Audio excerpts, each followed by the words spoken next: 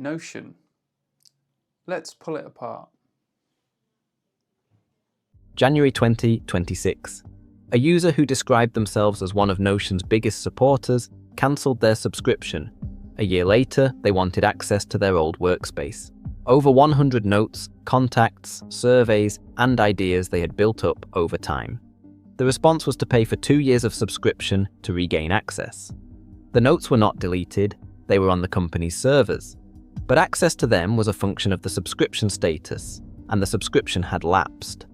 This is the Notion horror story, not corrupted files, not edits that never reach the disk, not a sync conflict overwriting newer work. Your notes are fine, they are just not yours to access right now. The risk profile for a cloud-first tool is not technical failure. It is commercial terms mediating access to your own work. And the community's growing concern is not that the application will crash, it is that access terms will change after you have already built there. Ivan Zhao and Simon Last founded the company in 2013 with an ambition around software toolmaking. The idea that non-technical users should be able to build their own tools without writing code. The early product struggled. The team went through a near-death period with significant cost-cutting and a complete product reset. The version that became one of the most recognizable productivity platforms in the world is not the 2013 original, it is the product that survived the rebuild. The modern application is built on blocks. Every piece of content is a block. A paragraph, a heading, a database, an embedded file, a linked record from another database.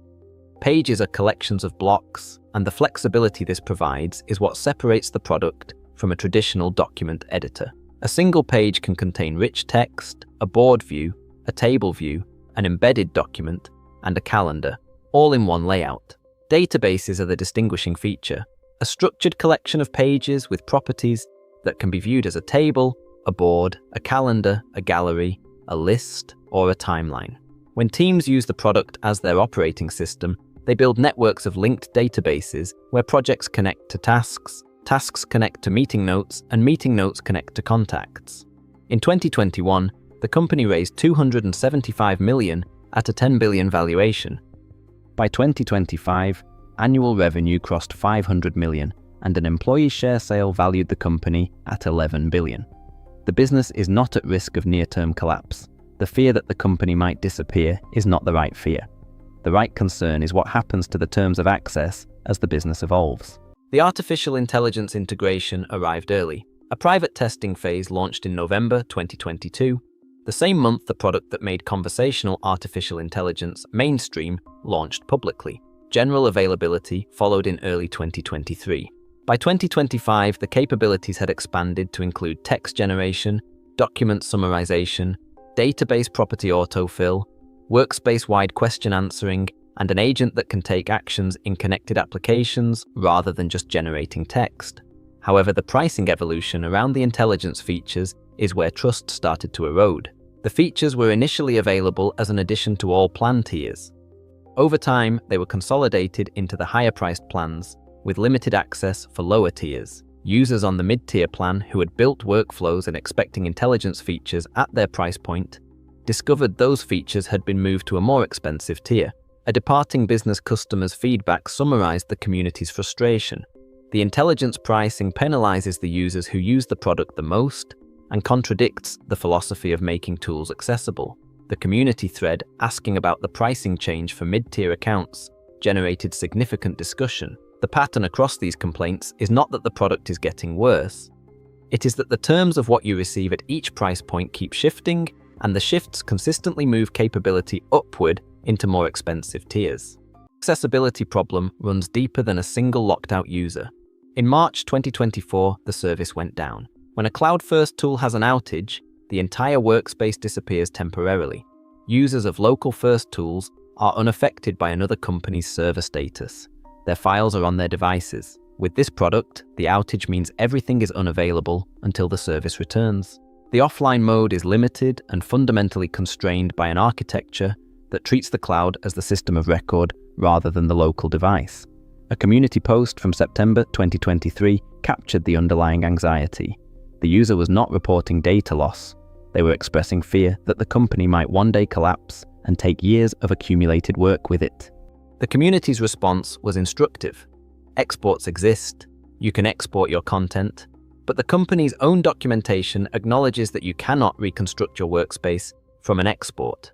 The export produces files containing your content, but not your database relationships, views, formatting, or linked structure.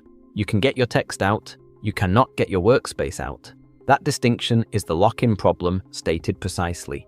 The content survives an export. The value you built on top of it does not. Real-time collaborative editing is the capability that no local-first tool in this comparison provides. Multiple people editing the same page simultaneously with changes appearing in real time, comments, mentions, and notifications for asynchronous coordination on top of synchronous editing. For teams that need a shared knowledge base where members work on documents together, this feature is the reason the product is chosen over local-first alternatives. The template ecosystem is the largest in this comparison. The visual polish is the highest.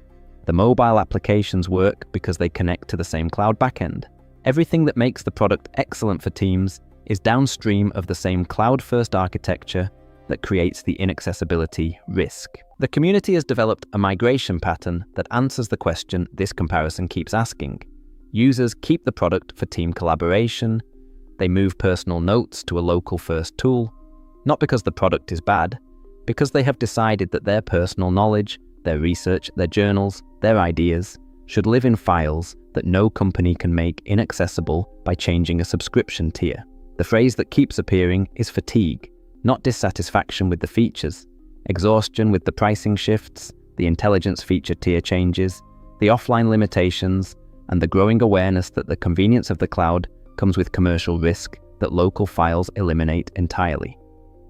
If you need real-time collaborative editing, structured databases with multiple view types, a polished workspace for a team, and integrated intelligence features that can search your connected applications and take actions on your behalf, this product delivers those capabilities better than any other tool in this comparison.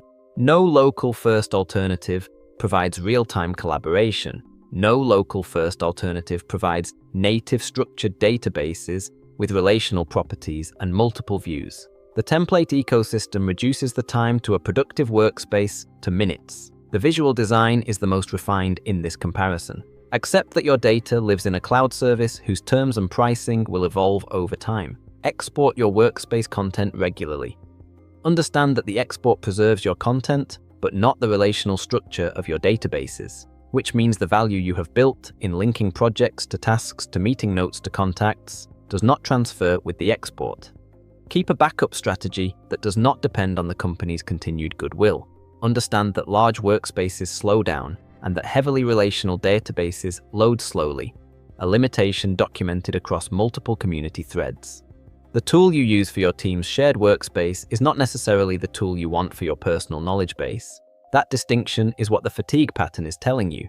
The collaboration is excellent, the databases are unmatched, the intelligence integration is the most capable in this comparison.